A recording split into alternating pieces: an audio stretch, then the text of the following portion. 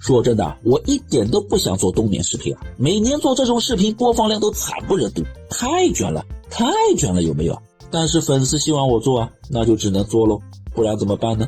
只是希望大家在看小电影的时候把我的视频开个小窗口播放完就好，至于硬币嘛，投给小姐姐们去吧，反正你们也不愿意给我了。水啦。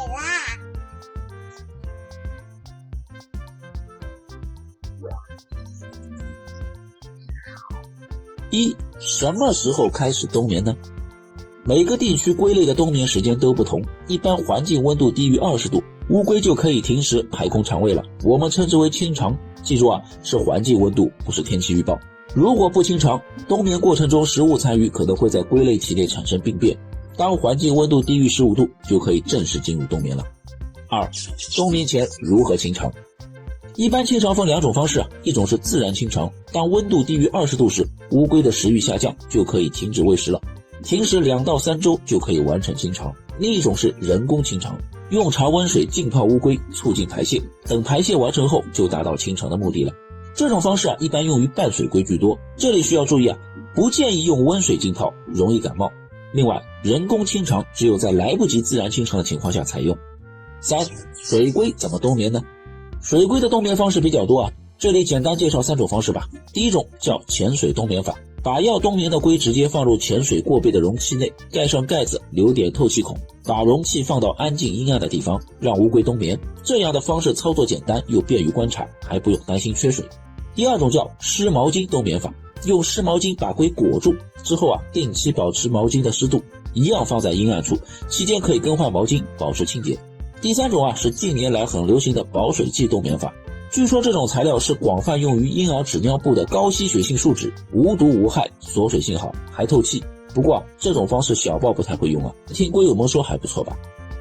半水龟怎么冬眠呢？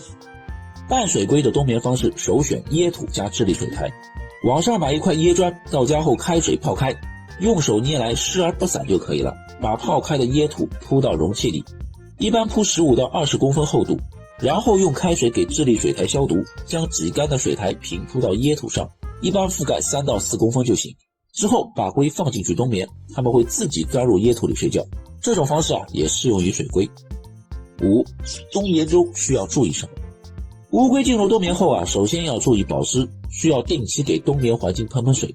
另一个是保持安静，将冬眠容器放在安静阴暗的地方。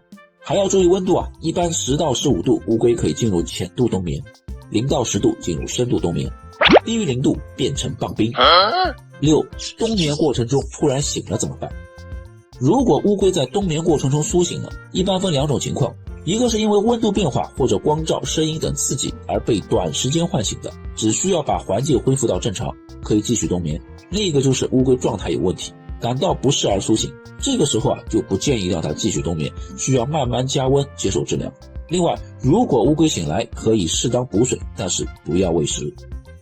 什么样的龟不建议冬眠？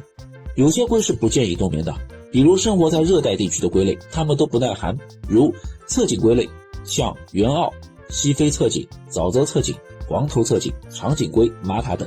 闭壳龟类里有安布闭壳龟、油彩龟以及大部分的蛋龟。以上这些龟类都不建议冬眠。体质不好的或者生病的龟类也不建议冬眠，体型太小、体重很轻的龟苗冬眠的风险也比较大。不能冬眠的龟怎么办？如果你的龟不能冬眠，那就采取加温的方式过冬。一般加温有2种方式，一种是加温棒水体加温过冬，比较适合水龟，但是要记得在容器顶部加个盖子，并且留有透气口，水里撤掉晒台或者把晒台置于水面以下。不建议用灯光照射加温，那样只会造成温差，容易感冒。另一种是加温箱过冬，适合半水龟和水龟，买个智能加温爬箱，直接把龟放进去就行了。加温过冬注意事项。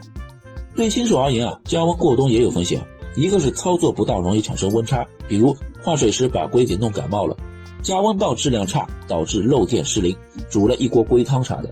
这里还是建议在加温设备上连接一个温控器，做到双重保险比较妥当。冬眠醒来后需要注意什么？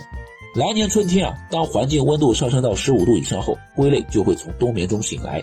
醒来后乌龟的状态并不在线，各项身体机能还未完全苏醒，所以不要急着喂食物。